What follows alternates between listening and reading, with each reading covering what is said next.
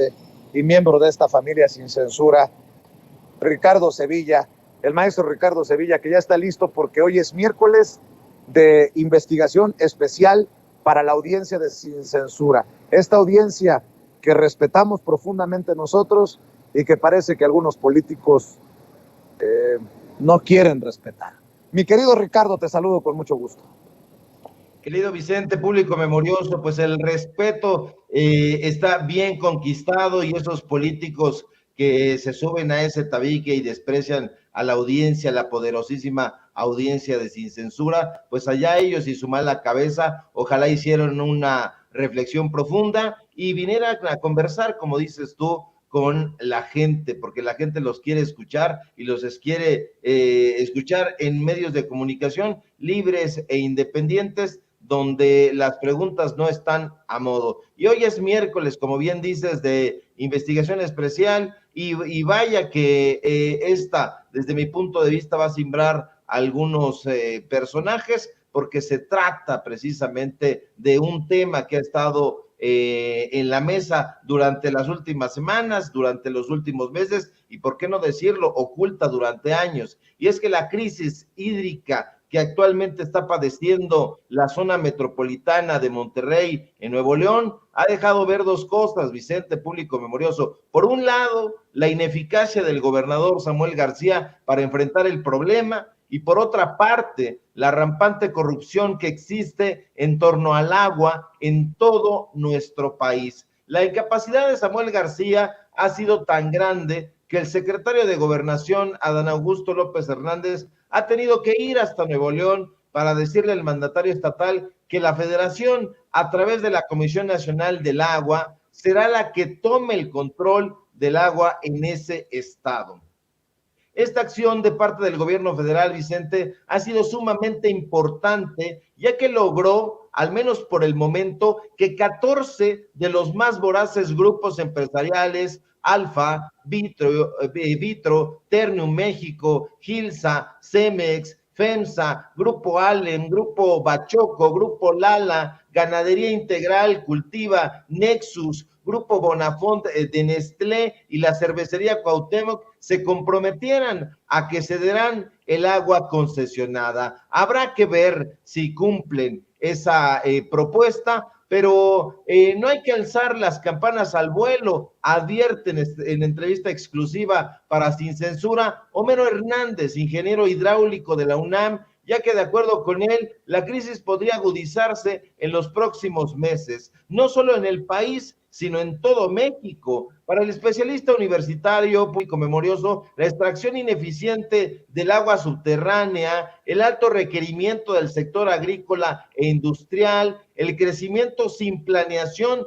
de las ciudades y el aumento en el número de sus habitantes, así como la falta de infraestructura para tratar las aguas residuales, todo ello aunado a las sequías cada vez más severas, repercutirán cada vez más duramente en la disponibilidad y calidad del agua. Para el doctor Jesús Rodríguez, del Instituto de Geología de la UNAM, es fundamental que el gobierno federal realice acciones que demuestren que es un tema prioritario y que se establezcan los lineamientos en la materia a fin de resolver el problema en corto, en el mediano y en el largo plazo. Para este especialista de la UNAM, las fuentes que se utilizaban como los manantiales, pozos, presas, ya no son suficientes para abastecer a la totalidad de la gente. Y en entrevista exclusiva para la familia de Sin Censura, Jesús Rodríguez nos recuerda que fue precisamente el expresidente priista Carlos Salinas de Gortari quien en 1992 inició el camino hacia la privatización del agua, promulgando la actual Ley de Aguas Nacionales, que a pesar de ser obsoleta, dice el especialista, y perniciosa para la población, hasta el día de hoy todavía se encuentra vigente. Cabe recordar que la aparición de dicha ley, Vicente, fue uno de los requisitos que los gobiernos de Estados Unidos y Canadá le impusieron al gobierno de Carlos Salinas de Gortari para acceder a que se firmara el Tratado de Libre Comercio con América del Norte. De hecho, cuando entró en vigor esta ley, paralela a dicho tratado comercial, se habían otorgado solo 2,000 concesiones. 2,000 concesiones. A partir de que entró en vigor la Ley de Aguas Nacionales, alentada por el espíritu privatizador del salinismo, las concesiones crecieron desmesuradamente. Hasta el gobierno de Enrique Peña Nieto, por ejemplo, la Conagua informó que había otorgado 538,000 concesiones, de 2,000 a 538,000.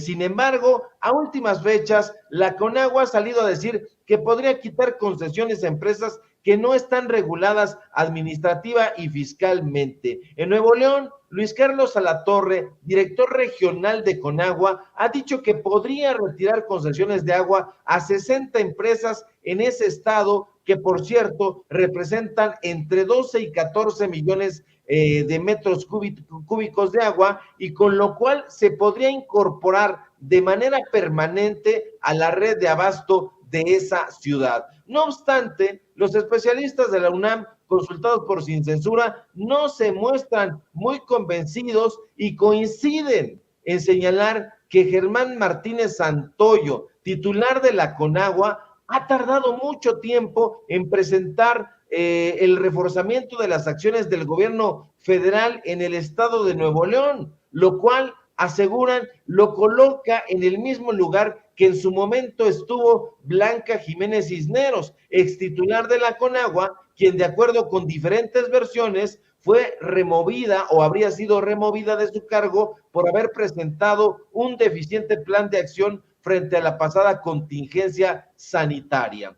Que no se nos olvide que el objetivo central de la Conagua es regular, controlar y proteger las aguas nacionales en México, nos advierte el ingeniero Homero Hernández. Y en efecto, si revisamos el repositorio de la Conagua, Vicente, encontraremos que su objetivo general, según afirma la propia dependencia, es contar con información cartográfica, ambiental y estadística de los ecosistemas de los humedales del país para orientar la toma de decisiones y apoyar la gestión en términos de su aprovechamiento sustentable y su preservación.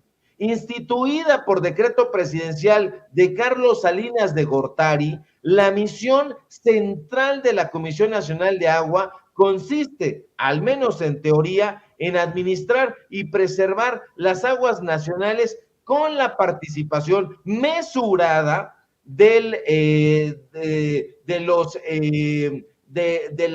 las empresas, pero con la participación más álgida de la sociedad. ¿Para qué? Para lograr el uso sustentable de ese vital recurso. Pero hasta el día de hoy, lamentablemente, no ha sido así. Si dentro de sus acciones principales se debería dar apoyo a los organismos de cuenca y direcciones locales en la relación de las acciones necesarias para lograr el uso sustentable del agua en cada región del país, lo cierto es que el desempeño de la Conagua ha sido hasta ahora sumamente pálido, por no decir deficiente. Durante los sexenios de Vicente Fox, Felipe Calderón y Enrique Peña Nieto, más allá de vigilar que el sector hidráulico estableciera responsablemente los programas para apoyar a los municipios en el suministro de los servicios de agua potable y saneamiento en las ciudades y comunidades rurales, además de encargarse de promover el uso eficiente del agua en el riego y la industria, lo cierto es que los últimos tres expresidentes, Peña, Calderón y Fox, se encargaron de seguirle el paso a Carlos Salinas y a Ernesto Zedillo, privatizando y saqueando el sector hidráulico. No hay que olvidar que entre 2008 y 2010 tuvieron lugar diversas manifestaciones en Puebla, Veracruz, Chiapas y Quintana Roo, reclamándole al gobierno de Calderón que el agua no era mercancía, tal como se puede ver precisamente en muchas de las fotografías que recorrieron los medios de comunicación y las redes sociales. Pero Felipe Calderón, Vicente, no fue el primer presidente panista que vio el agua como una mercancía. Recordemos que en agosto de 2001, el gobierno de Vicente Fox, en su ruta por privatizar el agua en México, lanzó el dichoso programa para la modernización de los prestadores del servicio de agua y saneamiento, el famoso Promagua, al cual, por cierto, se puso un eslogan hipócrita: mecanismo de vanguardia para reactivar el desarrollo de la infraestructura hidráulica en México. Lo cierto es que en realidad fue un método ideado por el gobierno de Fox para endeudar más al país, solicitándole al Banco Mundial un préstamo a la Comisión Nacional de Agua por 250 millones de dólares. El objetivo de Fox fue en todo momento favorecer la participación del sector privado en las aguas mexicanas mediante contratos entre su gobierno y la iniciativa privada. De esa manera, el agua de México fue concesionada a empresas extranjeras como Azurix Corp, una compañía de servicios de agua con sede en Houston, en Texas, y subsidiaria, por cierto, de Enron, que actualmente es considerado un corporativo que significa fraude y corrupción.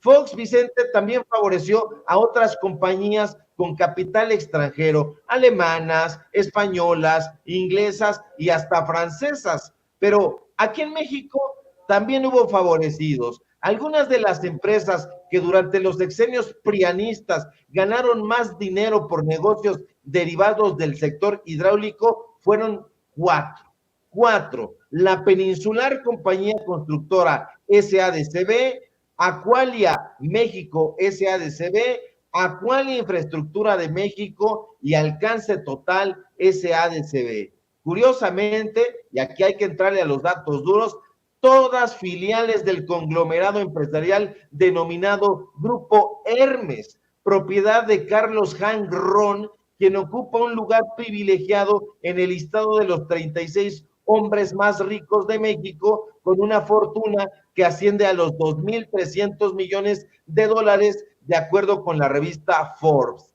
Cabe mencionar, Vicente, que el Grupo Hermes abarca una extensa cartera de industrias que van de la construcción a los servicios de telecomunicaciones hasta hotelería y spas.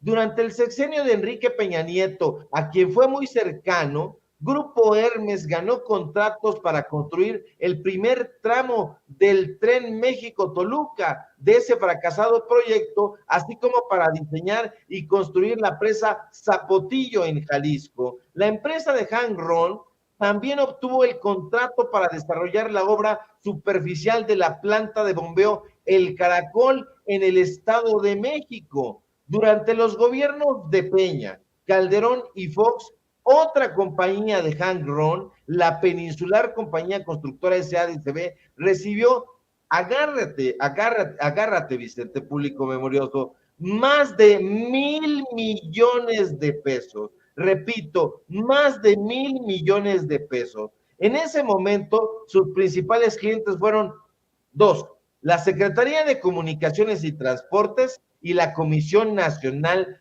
del Agua. Entre 2010 y 2014, cuando Felipe Calderón y Peña Nieto ocupaban la presidencia de la República, Aqualia México SADCB, otra de las empresas de Carlos Hank Ron, obtuvo contratos por 218,897,596 pesos, casi 219 millones de pesos. Nuevamente, la Conagua fue su principal cliente. Pero contra lo que pudiera esperarse, las empresas de Carlos Hank Ron continúan siendo beneficiadas en este momento por la Conagua. Fuentes que trabajan actualmente en la Subdirección General de Administración del Agua sostienen en entrevista con Sin Censura que en esa dependencia se sigue favoreciendo a ciertos grupos empresariales que se enriquecieron durante las administraciones pasadas. El 5 de octubre de 2020, por ejemplo, la Comisión Nacional del Agua dio un contrato a la Peninsular Compañía Constructora SADCB por más de 630 millones al cual además se le agregaron más de 100,000 pesos de IVA, quedando en más de 731 millones de pesos, para ser exactos, 731,935,332 pesos. Y no ha sido el único contrato leonino que han ganado los Hank. El contrato más reciente que ha obtenido la empresa de Carlos Hank Ron comenzó el 12 de abril de este año y terminará hasta el 5 de febrero del año siguiente, de 2023, y es por un monto de 172,360,651 pesos. Aquí está usted viendo los datos duros, los contratos con subrayados. Ahora, para un par de personas que trabajan con Jan Elaine Burns, subdirectora general de administración del agua, de ahí de la Conagua, lo más probable es que el presidente López Obrador no esté enterado de que en la Conagua personajes como José Socorro Gómez Navarro, gerente de adquisiciones y recursos materiales, no está revisando bien los antecedentes de los proveedores, y eso ha propiciado que se siga beneficiando a los viejos monopolios que se enriquecieron con las administraciones pasadas. Contratos millonarios para construir ductos de conducción para agua potable en el lago Cutzamala, convenios y transacciones leoninas para diseño y construcción de ramales en Zumpango, Estado de México. Lo cierto es que hasta este momento el negocio de los Hank Ron se las ha ingeniado para continuar sangrando al erario, y esos son, Vicente, público memorioso, los datos duros que debería conocer el presidente, y yo invito a que retomen esta información y que la presenten en la mañanera y que pregunten por qué los Hank Ron están recibiendo todavía contratos y millonarios contratos después de todas las trastadas que han hecho durante prácticamente toda su vida. Duros para que los contesten los protagonistas, y por lo pronto yo te agradezco como siempre que compartas estas investigaciones, estos reportajes con la audiencia de Sin Censura todos los miércoles o casi todos los miércoles, y por lo pronto cerremos invitando a la gente para que te siga en tus redes, para que te vea y te escuche en tu canal y para que te lea en las columnas del diario Basta. Claro que sí, querido Vicente, público memorioso. Síganme, por favor, en mis redes sociales, en Twitter, @Sevilla Crítico, en Facebook, Ricardo Sevilla, así nada más. En el canal Los Datos Duros MX, así de corridito como se escucha. Y, por supuesto, aquí en La Familia Sin Censura, donde estamos participando al filo de las 12 del día. Y bueno, síganme también en el diario Basta, donde estoy colaborando con columnas, con reportajes, y bueno, pues vamos a seguir. Si todo marcha bien, nos encontramos por aquí el día de mañana. Te envío un fuerte abrazo, querido Vicente. Claro que sí, Ricardo, yo también te envío un abrazo. Y mi querido Toño,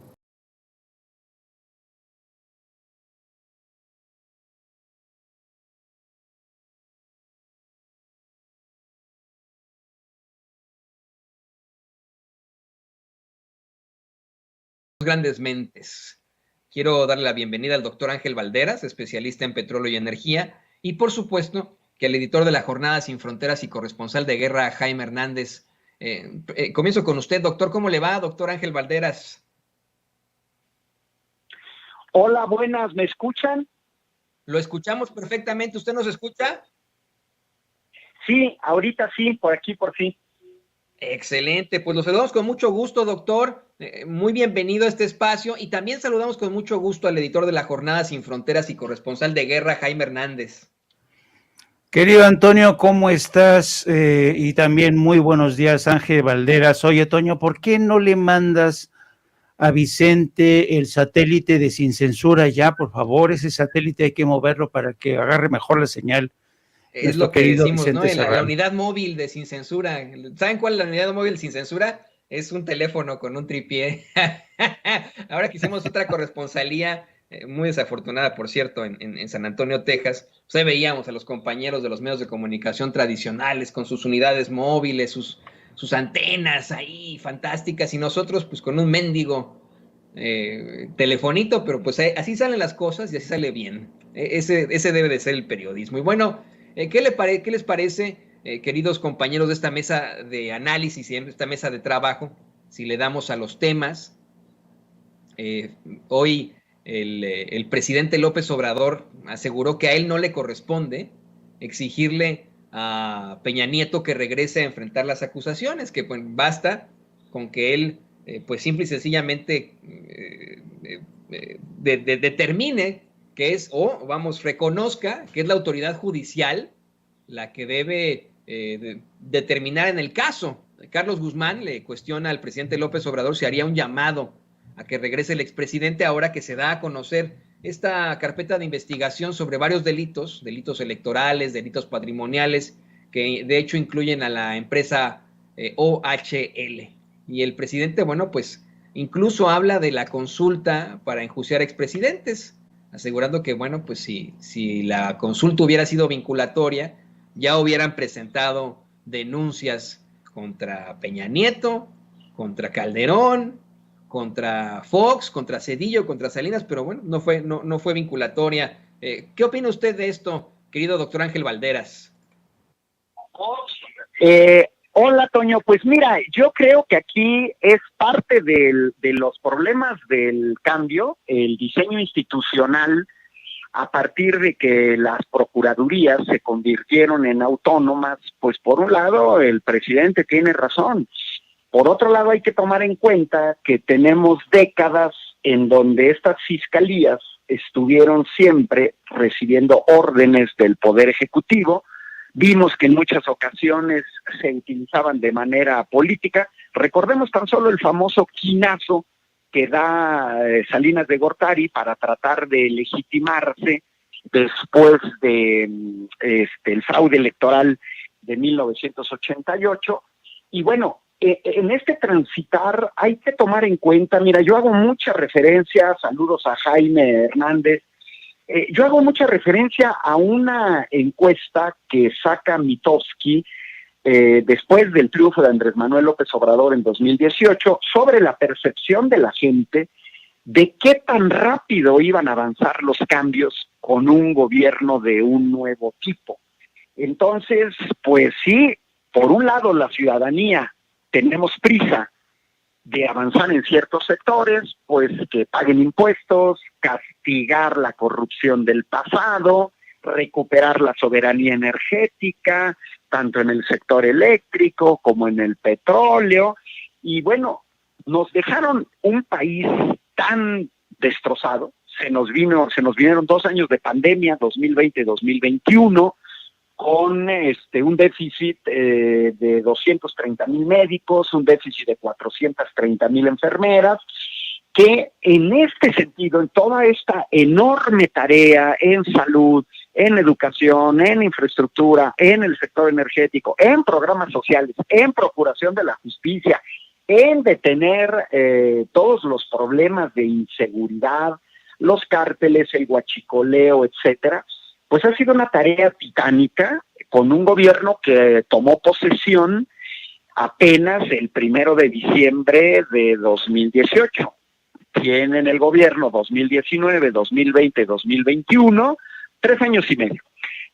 Yo creo que con los pies en la tierra, 3 años y medio son muy pocos, porque hay todo un andamiaje de ministerios públicos, fiscalías, procuradurías, que cuando les conviene, como en el caso del Tren Maya, como en el caso de defender a las eléctricas extranjeras, salen amparos de manera inmediata, expedita, lo que los ciudadanos nunca jamás hemos visto ni hemos sentido como ciudadanos. Y por otro lado vemos una lentitud extrema de tortuga en casos que la gente quisiera ver. Y yo cerraría esta primera opinión mía en el hecho de que también armar estas acusaciones con un aparato infiltrado no es fácil, no es inmediato. Y miren, yo sí preferiría que alguien pues tardara 3 o 4 años en una investigación bien hecha, que no se caiga, a lo que vimos en el pasado, que haces unas acusaciones, armas expedientes al vapor, y después invariablemente se caen y ya no puedes hacer nada, que es más o menos parte de la impunidad. Yo creo que sí, la Fiscalía, creo que sí nos está quedando a deber, o sea, en el sentido de que muchos quisiéramos ver una rapidez mayor, pero pues también yo veo que en las mañaneras al presidente le piden que resuelva problemas que corresponden a las presidencias municipales, o que resuelva problemas que corresponden a los gobernadores, o quieren que resuelva problemas que corresponden al legislativo, o quieren que resuelva problemas que corresponden al judicial, o incluso le piden que resuelva problemas que ni siquiera dependen del gobierno de México. Ese es más o menos lo que yo veo ahorita en este momento.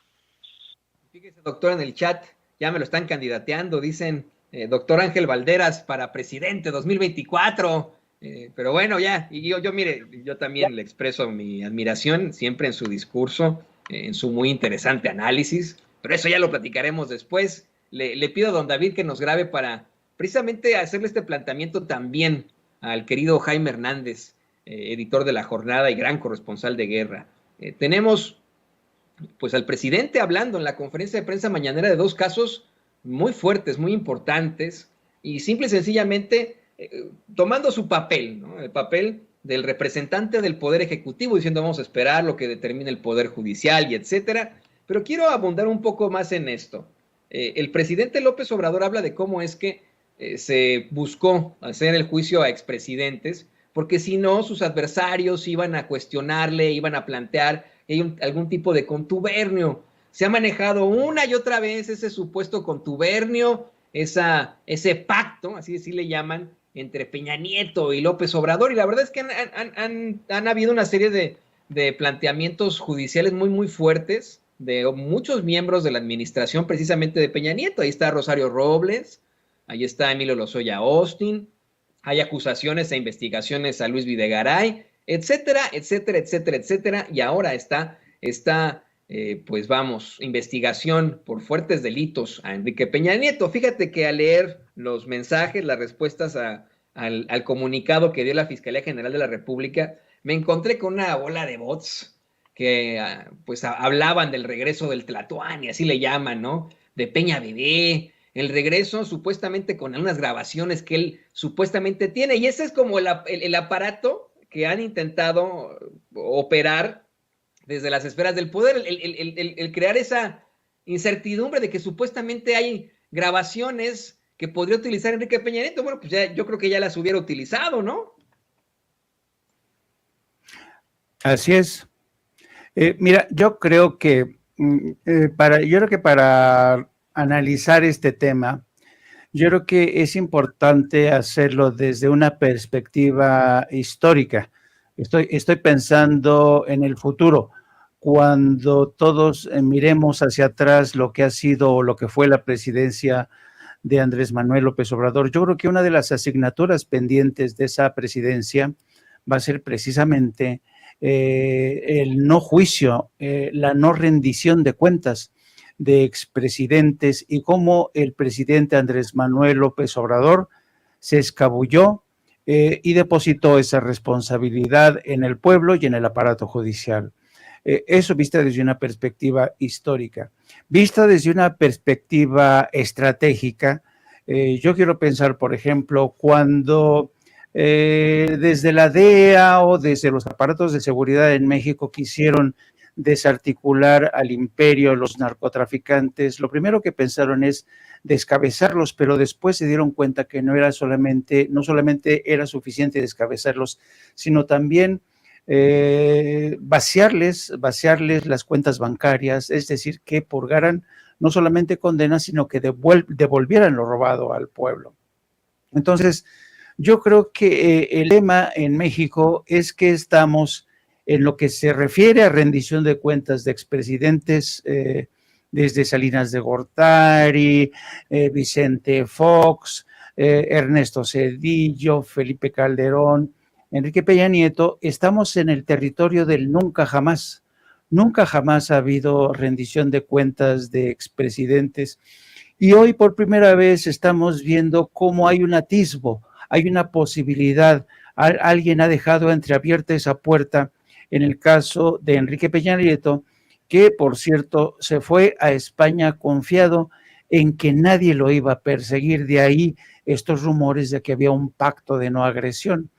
Pero una vez que hemos constatado que hay un expediente abierto en su contra por lavado de dinero, delitos electorales, enriquecimiento inexplicable, que implica a empresas españolas como OHL, va a ser muy interesante realmente cómo se desenvuelve. Vamos a ver si Alejandro Gertz Manero realmente termina con esto o se va a conformar con presentar este expediente como evidencia de que su fiscalía está trabajando. Yo creo, insisto, que desafortunadamente en México la cultura de la rendición de cuentas aplica, pero como suele decir continuamente el presidente, aplica para los que se han robado un pollo, se han robado, qué sé yo, cualquier tontería, pero no para los grandes ladrones de cuello blanco que se han hecho con el control de la banca, de empresas de telecomunicaciones, que se han aliado al capital extranjero y a grandes corporaciones para robarle al país, como fue el caso, por ejemplo, de Ernesto Zedillo, cuando entregó prácticamente las redes ferroviarias a empresas de Estados Unidos y luego se fue a Estados Unidos, donde vive muy a gusto. Ahí tenemos el caso de Felipe Calderón, también cómo se convirtió en uno de los consejeros de Iberdrola. Tenemos el caso de Vicente Fox y los hijos, sus hijastros, los hijos de Marta Sagún, cómo se beneficiaron de empresas múltiples del sector inmobiliario, y todos ellos se han ido de rositas, no ha pasado nada con ellos. Entonces yo creo que esta es una de las tareas, asignaturas pendientes, y a mí sí me daría mucha tristeza que terminara el sexenio de Andrés Manuel López Obrador y nos dejara con este elevadísimo grado de insatisfacción, porque entonces, mira lo importante que desde mi punto de vista es esto de realmente ir contra expresidentes. Mira, te pongo un ejemplo, Carlos Salinas de Gortari. Carlos Salinas de Gortari y su hermano Raúl, a quien se conoce que se alió con los cárteles colombianos para dejar pasar las avionetas que venían desde Colombia. Esto según la investigación que condujeron fiscales desde Suiza.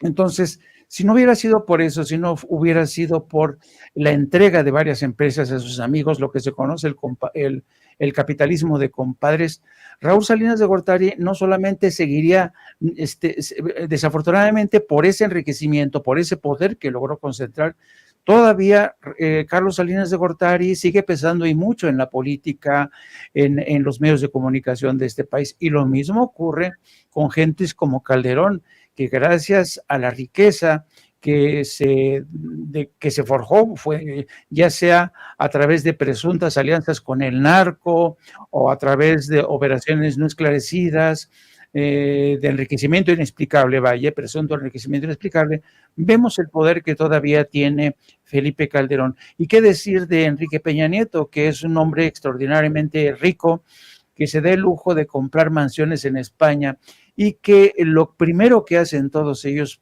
poner a salvaguarda todo lo robado porque saben que de ahí proviene su riqueza y su poder, su enorme poder, no solamente a nivel político, sino sobre todo a nivel mediático.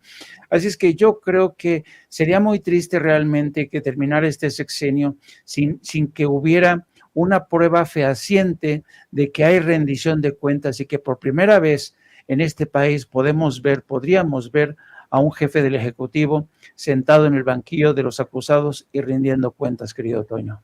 Yo no me quedaría con tan mal sabor de boca, querido Jaime y querido doctor Valderas. Estoy pensando en que este comunicado que ya da la Fiscalía General de la República, que emite desde ayer en sus redes sociales, puede ser pasado inmediatamente a los editores de los libros de texto gratuitos. Como ustedes saben, en los libros de texto gratuitos de historia se trata la historia de México hasta los últimos presidentes. Esto puede ser ya agregado a la biografía de Enrique Peña Nieto en esos libros de historia. en esos libros de texto gratuitos que tendrán nuestros niños y que leerán las próximas generaciones.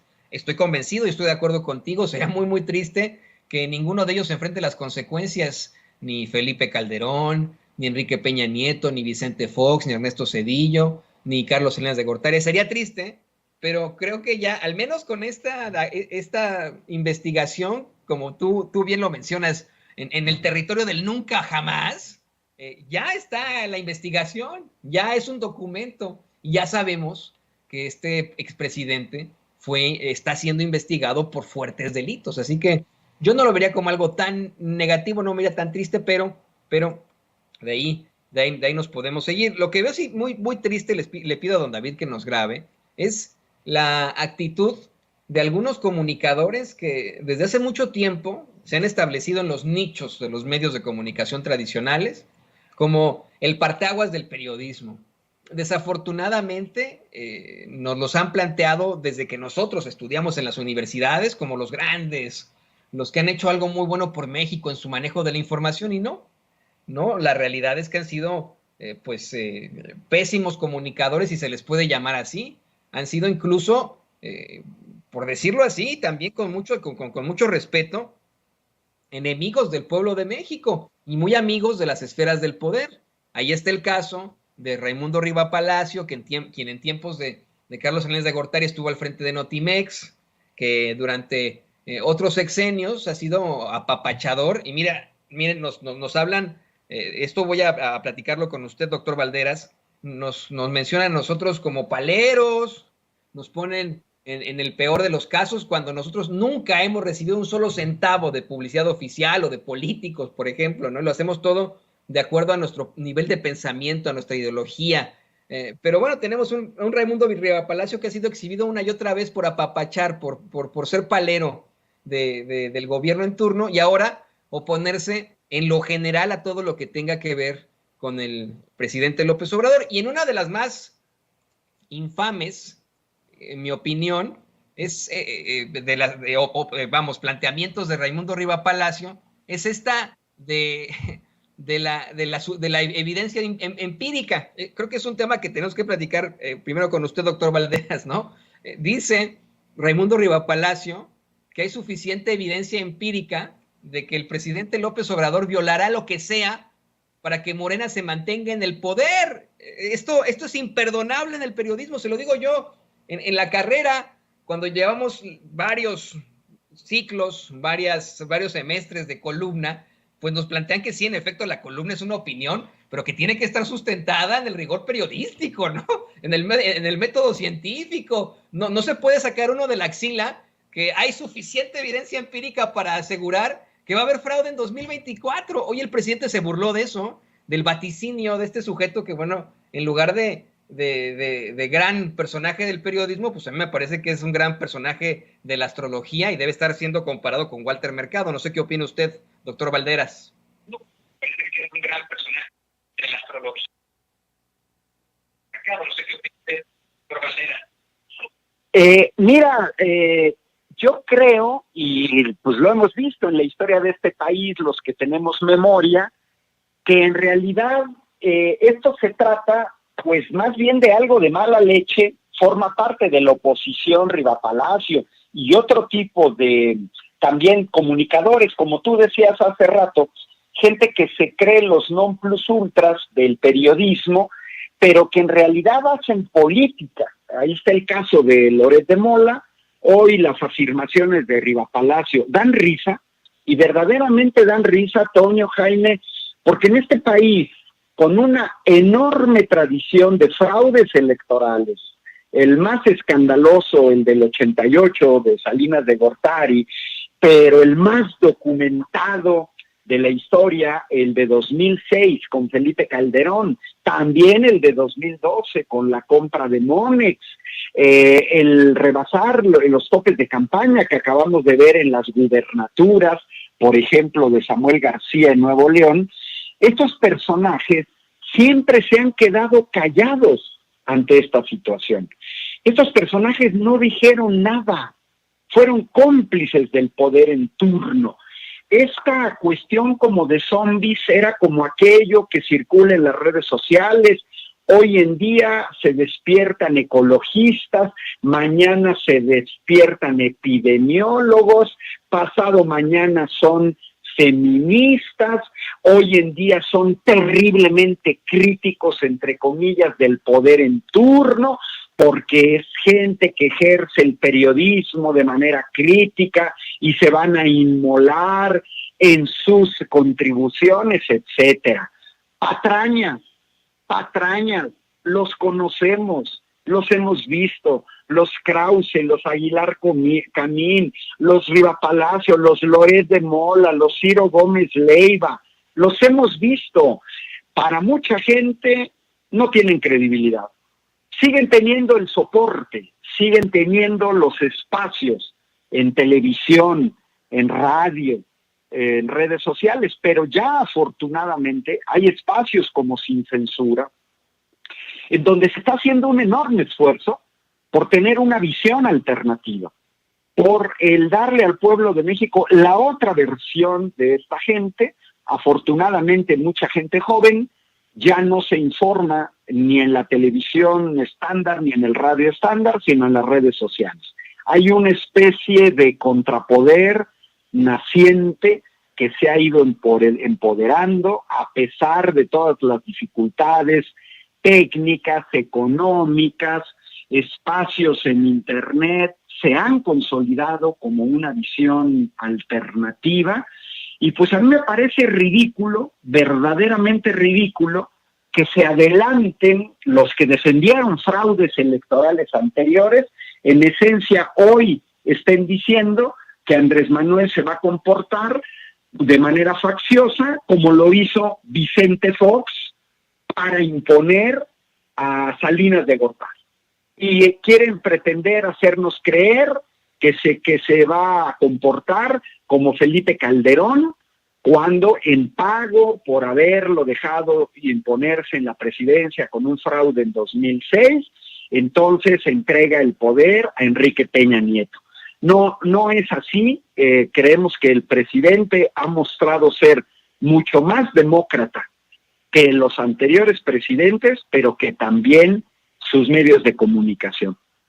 Y bueno, Toño, yo me tengo que retirar, tengo ahorita otro compromiso. Mis redes sociales, Ángel Valderas, en mi canal de YouTube, en Facebook, en Twitter. Te mando un saludo cordial, Toño, y también a Jaime Hernández, pero ahorita estamos en un periodo de muchas actividades, entonces tengo que atender otro compromiso. Me da mucho gusto estar con ustedes y un saludo cordial también a toda la gente que sigue esta transmisión en Sin Censura. Ha sido como siempre un gran placer, doctor Ángel Valderas, de verdad es siempre muy interesante escuchar su comentario y esperamos que le vaya muy muy bien por allá. Muchas gracias al doctor Ángel Valderas, admiradísimo aquí, especialista en petróleo y energía, y bueno, ya hasta lo candidatearon hace ratito ahí en el chat, muy interesante. Y le pido a don David que nos grabe para ir con este tema, ya cerrando también con nuestro querido amigo Jaime Hernández. A mí, te digo, me duele muchas veces el tener que plantear el papel de compañeros que sí son periodistas, ¿no? Sí son hasta cierto sentido en la definición de la palabra, pues sí son periodistas, pero actúan como híjole, otro tipo de situaciones, como políticos. Muy temprano en la mañana, querido Jaime, le planteaba al público consentidor una imagen que compartía por ahí el compañero Jorge Gómez Naredo, de cómo es que, y nos la está poniendo don David en pantalla, una imagen en la que en un evento de estos de comunicadores del régimen de Enrique Peña Nieto, pues varios le hacían una especie de valla, ¿no? Y pasaba por ahí Enrique Peña Nieto saludándolos a todos, y todos estaban esperando a darle la mano a Enrique Peña Nieto. Publicaba Jorge Gómez Naredo, aquí podemos ver la forma en cómo Riva Palacio hasta hacía periodismo crítico en tiempos de Peña Nieto, siempre cuestionando al poder, siendo contrapeso, con una solemnidad, saluda ahí a Peña Nieto. Hoy habla de que cuestiona el poder con López Obrador, que es el contrapeso, pero pues ¿cuándo lo fue? Tenemos todo este periodo neoliberal con su participación muy cuestionable en cuanto al periodismo que hace, y hoy hasta la hace de vidente. Eso es lo que más... Dice que en 2 años va a haber fraude electoral, que eso es lo que indica la evidencia empírica. ¿Tú qué opinas, querido Jaime Hernández? Ay, mira, yo creo que este tema requiere, y yo creo que una vez que termine esta forma de entender el periodismo, porque yo creo que hay mucha gente que no se ha dado cuenta que el periodismo en México ha cambiado de manera caótica, pero al mismo tiempo sustancial. Estamos ante un nuevo paisaje informativo, pero ¿por qué te estoy diciendo lo que te estoy diciendo? Hay que tener en cuenta que en mi caso personal, y este es un punto de vista muy personal, en muchos sentidos yo he sido compañero de viaje de Raimundo Rivapalacio, de columnistas, de gentes como Pablo Iriart, de toda esta gente, son de mi generación y muchas veces trabajamos codo a codo. Y a mí lo que, claro, yo me fui del país 30 años y durante todo yo te digo la primera parte, cuando yo los conocí a Raimundo, a Pablo Iriart, a muchos otros columnistas, la verdad eran buenos periodistas, eran periodistas realmente que creían en la libertad de expresión, creían en que era necesario cuestionar al poder. Y cada vez que yo regresaba a México, era como verlos como una transformación en cámara lenta de estos periodistas, que de repente, en el caso, por ejemplo, de Pablo Iriart, era un periodista muy humilde, trabajaba para Notimex, donde coincidimos, en Raimundo coincidimos en el Excelsior, y la verdad es que Raimundo tenía mucha enjundia cuando asesinaron a Manuel Buendía. Me acuerdo que fuimos juntos a reconstruir el asesinato de Manuel Buendía, y realmente no tiene nada que ver ese Raimundo de aquellas épocas con el Raimundo de hoy. A donde voy es que en muchos sentidos estos periodistas que yo conocí muy jóvenes, idealistas, si tú quieres, se cansaron de ser lo que fueron, eligieron su propio camino. Yo elegí mi camino, no es que el mío, no estoy diciendo que el mío haya sido mejor o menos peor, no, cada quien elige su camino en esta profesión. Yo me di cuenta de que hacer periodismo nacional en México era muy complicado. De hecho, a mí Notimex me cortó la cabeza por una instrucción de gobernación. Era muy complicado hacer periodismo nacional. Y yo recuerdo que alguna vez cuando a mí me abandonó Excelsior en el extranjero con toda mi familia, y cuando vine a ver cómo es que rescataba esa corresponsalía, me entrevisté con Raimundo, y Raimundo me dijo que era posible que trabajara para Milenio porque él era el director de Milenio. Pero quedamos de vernos 2 días después y resulta ser que 2 días después, por instrucciones de Marta Sagún, le habían cortado la cabeza porque estaban investigando a los hijos de Marta Sagún. Entonces, yo creo que a veces es demasiado fácil juzgar a estos periodistas. No digo que no se lo merezcan. Lo que estoy tratando de dar a entender es por qué se convirtieron en lo que son hoy. Dejaron de creer en ese periodismo idealista, dejaron de creer en la labor del periodista, hicieron de lado la ética o entendieron que la ética no les servía para un carajo.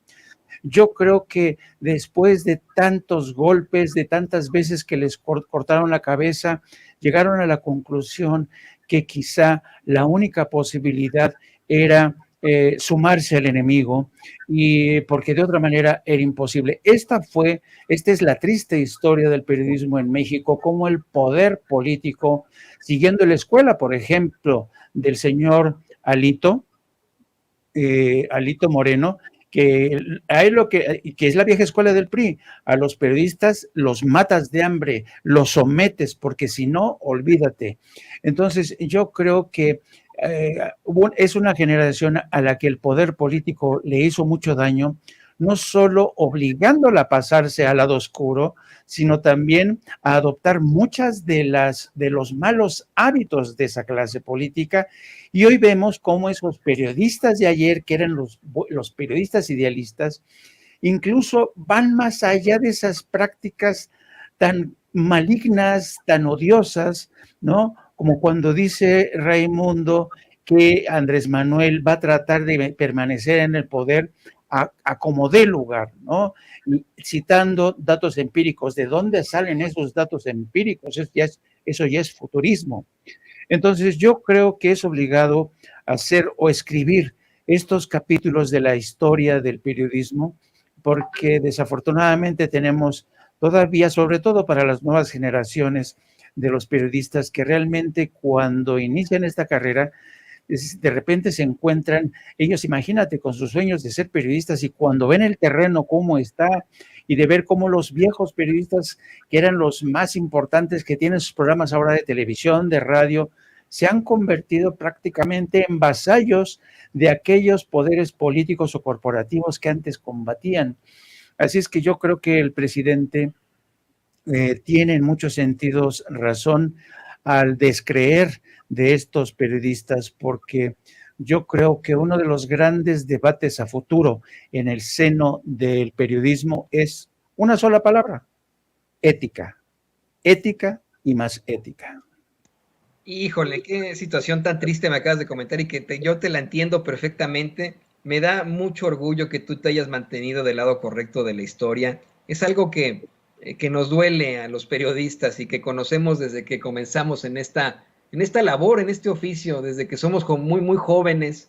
Se plantean esos dos escenarios y, como bien dices, uno toma distintos caminos de acuerdo a las posibilidades. Aquí, querido Jaime, muchas veces decimos que el espacio de las redes sociales también está abierto a los compañeros que aún incluso trabajan en los medios de comunicación tradicionales, y a los que censuran, a los que les obligan a hablar o a no hablar, a los que a lo mejor incluso chayotean, ¿no? Pero que pues hasta cierto punto se han visto en la penosa necesidad de caer en eso. Otros como tú, tienen obviamente mucha congruencia en sus actos y se mantienen con sus ideales desde el principio. Creo que eso es lo que debería de ser siempre. Pero bueno, es verdaderamente difícil y triste. Es interesante esto que nos comentas, esto es histórico también.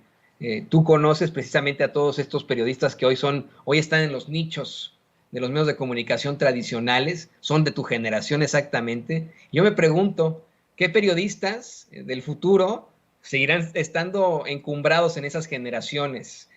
¿O qué periodistas pasarán a la historia por verdaderamente luchar por esa verdad con justicia? Y pues te agradezco como siempre estos comentarios. Estas reflexiones son muy enriquecedoras. Yo le pido a usted que nos ve, que nos escucha, público consentidor, que trate de reflexionar ante esto, que trate de pensarlo, de filosofar con esto que plantea Jaime Hernández, que trate de entender. Mire, puede ser que usted no esté de acuerdo en que un periodista, por ejemplo, se vea en la necesidad de chayotearse, de enfrentarse a esa situación, y que se convierta en un monstruo como lo es ahora, en esa metamorfosis de periodista chayotero, en un monstruo como lo es un Raimundo Rivapalacio, un Pablo Iriart en estos momentos. Pero a lo mejor y lo podemos comprender, ¿no? Hasta cierto punto. Haciendo estas reflexiones son muy, muy importantes, y te pido, querido Jaime, que nos compartas tus redes sociales para que podamos estar más cerca de ti, para que la gente te siga haciendo cuestionamientos y para que veamos tus espacios, que siempre son muy interesantes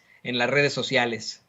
Sí, solamente un último comentario, querido Toño. Yo creo que es un esfuerzo para que se entienda el proceso, pero no el hecho en sí de haberse pasado al lado oscuro de la historia. En eso no creo que haya que ser indulgentes con ellos, porque son hombres que decidieron de manera racional, independiente, hacer ese cambio de vías del destino. Y una cosa sí te digo, para aquellos como yo que decidimos seguir un camino de independencia, no sabes lo bien que se duerme, la tranquilidad que te da tener esta conciencia limpia. Y pues sí, muchas gracias, querido Toño, les comparto. Nosotros tenemos también un canal no apto para cínicos, transmitimos todos los días a partir de las 14 horas. También les pido que me sigan a través de mis redes sociales, @JaimeJourno, y también a través de la sección de La Jornada Sin Fronteras de nuestro gran periódico La Jornada. Te mando un abrazo, querido Toño, que pido que hagas extensivo a nuestro querido Vicente. Con mucho gusto lo hacemos extensivo y te agradecemos como siempre esta participación en nuestra mesa de análisis, a ti y al doctor. Amigos, amigas, regresamos en breve, pero mientras seguimos hablando sin pelos en la lengua, sin censura, usted puede suscribirse a nuestros 3 principales canales en YouTube.